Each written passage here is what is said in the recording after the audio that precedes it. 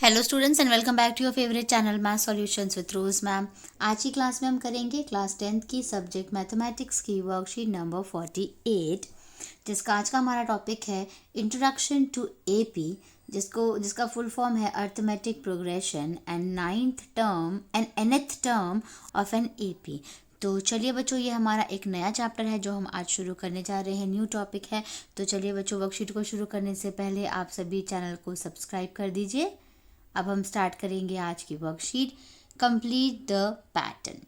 सबसे पहले पैटर्न को कंप्लीट करेंगे। ए पार्ट देखिए 1 2 3 4, 4 के बाद नेक्स्ट क्या आ जाएगा बच्चों? 5 6 7 एंड 8।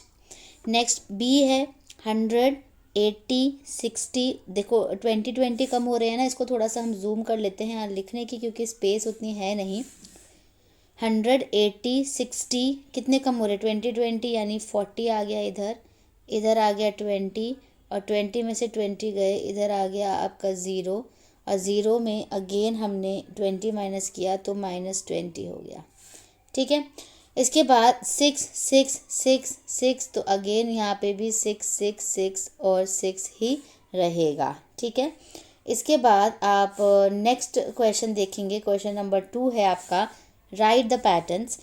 फर्स्ट पार्ट है salary of a person starting at ₹12,000, 12,000 से शुरू हुई, इंक्रीजिंग ₹500 एनुअली, और 500 रुपये बढ़ती गई। तो पहला होगा आपका 12,000। ठीक है, जो हम फर्स्ट टर्म की बात कर रहे हैं, पैटर्न क्योंकि कंप्लीट करना है ना, तो 12,000 हो गया आपका। 500 ऐड करा तो 12,500 हो गया। फिर 500 और ऐड करा तो 13,000 हो गया बच्चों। 13,000 के बाद 500 ऐड करा, 13,500 हो गया। उसके बाद 14,000 हो गया, और नेक्स्ट अगर हम देखेंगे तो 14,500 हो जाएगा। ठीक है, ये भी कंप्लीट हो गया। अब हम बी पार्ट करते हैं इसका। बी पार्ट है withdrawing an amount of 200 monthly from a bank having ₹5,000 balance at starting. 5,000 रुपये स्टार्टिंग के थे और 200 रुपये उसमें से निकालते गए हम। तो पैटर्न क्या बनेगा? तो फर्स्ट जो है वो तो 5,000 बन जाएगा। 5,000 में से आप 200 को माइनस कर दीजिए तो कितना आ जाएगा? 4,800। ठीक है, 4,800 में से 200 माइनस कर देंगे तो 4,600 आ जाएगा। 46 में से अगेन 200 माइनस कर देंगे, 4,400 आ जाएगा। 4,400 में से अगेन हम 2 माइनस करेंगे तो 4,200 रह जाएगा, और 4,200 में से 200 माइनस करेंगे तो 4,000 रह जाएगा एंड में। ठीक है, तो ये दोनों पैटर्न हमने कंप्लीट कर लिए। अब एक टेबल दी हुई है आपको, अब इस टेबल को हमें सॉल्व करना है। तो टेबल को हम सॉल्व करेंगे। देखिए आपको दिया हुआ है, write down your observation in these patterns in the given table.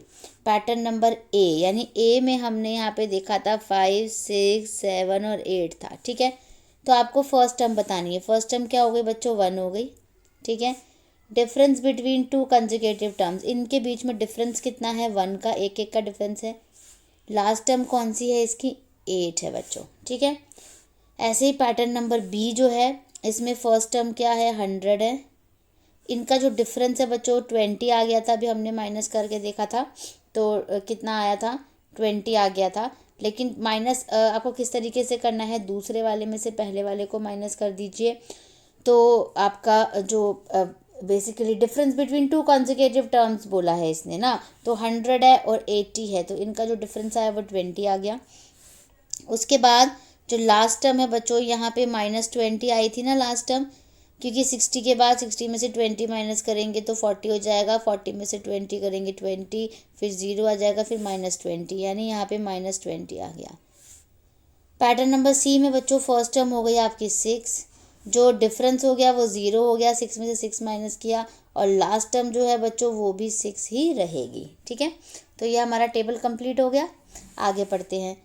An arithmetic progression यानी AP is a list of numbers in which each term is obtained by adding a fixed number, कि हमेशा fix number ही add किया जाता है उसमें, to the preceding terms except the first term, first term को छोड़ के। General form of an A P is a plus d, a plus 2d, a plus 3d, a plus 4d, a plus 5d, ऐसे करते करते ए plus n minus 1d, जो कि formula है आपका। इसके बाद हम समझेंगे structure of an A P. पहला हमने दिया हुआ है, जैसे फर्स्ट टर्म को हम ए बोलते हैं, उसके बाद कॉमन डिफरेंस जो निकलता है यानी उसको हम डी बोलते हैं। डी जो निकलता है वो होता है, हम सेकंड वाले में से पहले वाले को हम माइनस करते हैं, ठीक है। और जो लास्ट टर्म है यानी nth टर्म जो होती है उसको हम ए एन यानी ए प्लस एन माइनस 1d कहते हैं, ठीक है। इसके बाद this term of an A P is nth term and it can be find by the formula. इस फॉर्मूले से हमें इसे फाइंड आउट करना है। Where a n nth term, it can be any term and value of n is always positive। n की value हमेशा positive होगी बच्चों। फर्स्ट टर्म को a कहते हैं, कॉमन डिफरेंस को d कहते हैं एंड नंबर ऑफ टर्म्स को n कहते हैं। तो यहाँ पे क्वेश्चन दिया हुआ, इफ़ आई से this A P has 90 terms can you find its 90th term. तो 90 निकाल सकते हैं यानी n हमारा 90 हो गया, ठीक है। तो a यहाँ पे कितना है बच्चों, 18 है ना।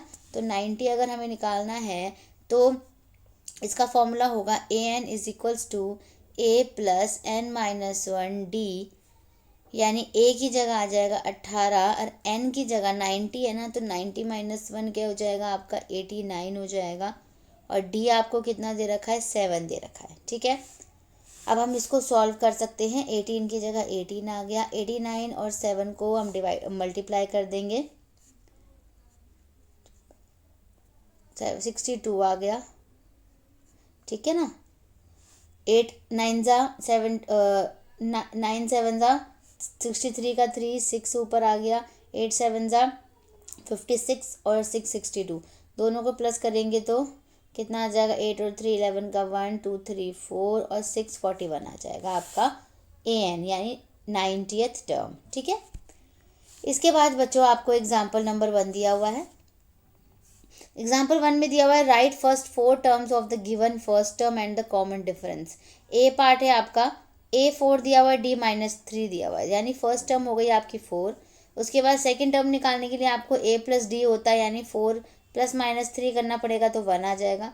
4 माइनस 6 2, 4 माइनस 9 माइनस 5 आ गया। तो ए पी बन गई आपकी 4 1 माइनस 2 माइनस 5, ठीक है। सेकंड जो है, सेकंड में ए आपको √2 दे रखा है, डी दे रखा है आपको √2। तो फर्स्ट टर्म हो गई बच्चों आपकी √2। सेकंड टर्म में √2 में √2 प्लस कर दीजिए 2√2, अगेन √2 प्लस कर दीजिए 3√2, अगेन √2 प्लस कर दीजिए 4√2। तो ए पी आ गई आपकी √2 2√2 3√2 एंड 4√2, ठीक है। इसके बाद एग्जाम्पल नंबर 2 हम कर रहे हैं। Find the 127th term of A P. A P आपको दी हुई है बच्चों, ए हो गया आपका 108, डी माइनस कर दीजिए 100 में से 108 को माइनस 8 आ गया, एन हो गया आपका 127। फॉर्मूला लगा दीजिए ये वाला, a n is equals to a plus n minus D.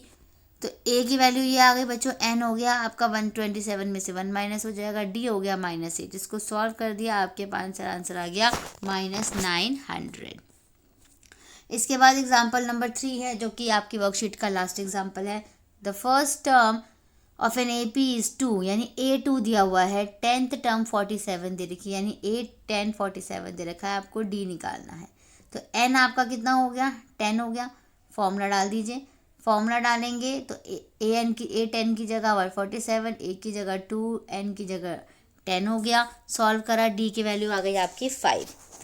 अब बच्चों आपको ट्राई योर सेल्फ में यहाँ पे आपको 7 क्वेश्चन दिए हुए हैं और उन कुछ कुछ के पार्ट्स भी आपको दिए हुए हैं। तो try your self question number 1 है, which of the following are A P, right yes और नो इन द बॉक्स। आप ए पी कैसे होगा, अगर उसका कॉमन डिफरेंस जो है वो सेम होता है तो ही वो ए पी होता है। जैसे देखिए 2 और 4 का डिफरेंस क्या है 2, लेकिन 4 और 8 का डिफरेंस क्या है 4, इसका मतलब ये ए पी नहीं है, इसमें नो लिख दीजिए। इनका डिफरेंस देख लीजिए, इनका डिफरेंस सेम है, इसमें येस लिख दीजिए। इनका डिफरेंस भी सेम है, इसलिए इसमें येस लिख दीजिए, ठीक है। अब क्वेश्चन नंबर 2 हम कर रहे हैं। For the given A P right the first term and the common difference. First term और कॉमन डिफरेंस लिखना है। 34 है तो पहली टर्म हो गई आपकी इधर 34। डी निकालना है, 32 में से 34 को माइनस कर दीजिए तो कितना आ जाएगा बच्चों, आंसर -2 आ जाएगा। नेक्स्ट में ए की वैल्यू क्या हो गई आपकी -5 हो गई फर्स्ट टर्म, और डी के लिए -1 में से आपको -5 को प्लस करना है, यानी आपका आंसर आ जाएगा 4। ठीक है, तो क्वेश्चन नंबर 1 और 2 यहीं पे हमारा सॉल्व हो गया। अब हम क्वेश्चन नंबर 3 करेंगे। उसके बाद क्वेश्चन नंबर 4 यहाँ दिया हुआ है, 5 दिया हुआ है, 6 और 7 दिया है। तो क्वेश्चन नंबर 3 से हम अपना स्लाइड वाली चलते हैं। स्लाइड में मैं आपको तरीके से उसको टेक्स्ट करके समझाऊंगी कि किस तरीके से क्वेश्चन नंबर 3 होगा। तो चलिए बच्चों क्वेश्चन नंबर 3 शुरू करते हैं। तो चलिए बच्चों क्वेश्चन नंबर 3 हम शुरू करेंगे। क्वेश्चन नंबर 3 का जो ए पार्ट है वो है, आपको ए दे रखा है 10 और डी भी दे रखा है 10, यानी सारवंतर और जो कॉमन डिफरेंस है वो डी दे रखा है 10। आपको एपी बनानी है, ठीक है, समांतर श्रेणी लिखनी है। तो सबसे पहले टर्म तो क्या होती है आपकी, देखिए यहाँ पे जो फॉर्मूला होता है वो क्या होता है, ए प्लस 2d होता है ना, और ए प्लस 3d होता है। ठीक है, ए प्लस डी, सॉरी ए प्लस डी होता है, फिर ए प्लस 2d होता है, फिर ए प्लस 3d होता है। आपको 4 टर्म लिखनी है ना, तो ए लिख दीजिए। पहले तो हो गया आपका 10 में 10 प्लस करेंगे कितना आ जाएगा 20। ठीक है, फिर 10 में अगेन 10 को 2 ज़ा करेंगे तो कितना आ जाएगा 20 में 10 प्लस कर दीजिए 30 हो गया, 30 में 10 प्लस कर दीजिए कितना हो गया 40। यानी ये जो है आपकी, ये आपकी एपी हमने यहाँ पर इसको बना करके दिखा दी हमने, इसकी 4 टर्म। ठीक है, ए पार्ट कंप्लीट हो गया। अब बी पार्ट कर लेते हैं। इसका बी पार्ट में ए दे रखा है आपको 1 और डी दे रखा है आपको 1/2 यानी 1/2। तो इसकी जो एपी निकलेगी बच्चों वो निकलेगी, पहला टर्म तो 1 हो गया, 1 में हाफ जोड़ दीजिए कितना आ जाएगा 3/2 आ जाएगा, 3/2 में हाफ जोड़ दीजिए आ जाएगा 4/2, 4/2 में हाफ जोड़ दीजिए आ जाएगा 5/2। ठीक है, यानी ए में डी को आपको जोड़ते हुए चलना है। इसके बाद इसी का सी पार्ट हम यहीं पे करके दिखाते हैं आपको। सी पार्ट में आपको दिया हुआ है a-2 दिया हुआ है और डी जो है बच्चों वो 5 दिया हुआ है। तो एपी जो आपकी निकलेगी वो निकलेगी, पहली टर्म तो आपकी -2 हो गई, -2 में अगर आप 5 जोड़ेंगे तो 3 आ जाएगा, क्योंकि 5 में से 2 को घटाना पड़ेगा। 3 में 5 जोड़ेंगे तो 8 आ जाएगा, 8 में 5 जोड़ेंगे तो 13 आ जाएगा, और 13 में 5 जोड़ेंगे तो 18 आ जाएगा। तो आपको कोई भी 4 टर्म इनमें से लिख लेनी है। ठीक है, तो क्वेश्चन नंबर 3 आपका डन हो गया। ये मैं इसको एक बारी कलर कर देती हूँ। ये जो है बच्चों ये बी का आंसर है ये वाला, ठीक है, और ये वाला सी का आंसर है। ठीक है, अब हम क्वेश्चन नंबर 4 कर लेते हैं। क्वेश्चन नंबर 4 में बच्चों आपको दिया हुआ है, इस तरीके से क्वेश्चन दिया है a + 15d = 100 और इसका n निकालना है n। तो n निकालने के लिए बच्चों देखिए इसका सॉल्यूशन क्या होगा मैं आपको बताती हूँ। a + 15d को सेम रहने दीजिए, ये आपका an हो गया, यानी an का जो फॉर्मूला होता है वो आपका होता है a + n-1d होता है बच्चों। a से ये कट जाएगा क्योंकि सेम हो गया, = का साइन है। ऐसे ही d से d भी कट जाएगा, ठीक है, क्योंकि दोनों ही मल्टीप्लाई में है। तो 15 आ गया और इधर आ गया n-1। अब n को उधर ही रख दीजिए, 15 को -1 को इधर लेकर आइए, +1 हो गया। तो n की वैल्यू कितनी आ गई बच्चों 16 आ गई, यानी हमें इसमें सिर्फ और सिर्फ n की वैल्यू निकालनी थी जो हमारी यहाँ पे आ गई 16। ठीक है, तो ये हमारा आंसर हो गया। अब हम क्वेश्चन नंबर 4 के बाद हम क्वेश्चन नंबर 5 करेंगे। क्वेश्चन नंबर 5 में बच्चों आपको दिया हुआ है, आपको एक एपी दी हुई है, यानी आपको समांतर श्रेणी दी हुई है। क्या दे रखा है -43, -37 और -31 दिया हुआ है। ठीक है, -43, -37 एंड -31। आपको 10th टर्म निकालनी है, यानी आपको A10 निकालना है बच्चों इसके अंदर, 10वां पद। तो सॉल्यूशन करेंगे इसका, देखिए आंसर ए क्या हो जाएगा बच्चों इसके अंदर -43 हो जाएगा। ठीक है, डी आप निकाल लीजिए, इसमें से इसको माइनस करेंगे डी के लिए, तो -37 में से आप -43 को माइनस कर लीजिए, करेंगे तो क्या हो जाएगा -37 - -43 माइनस करेंगे तो कितना आ जाएगा आपके पास, 6 आ जाएगा बच्चों।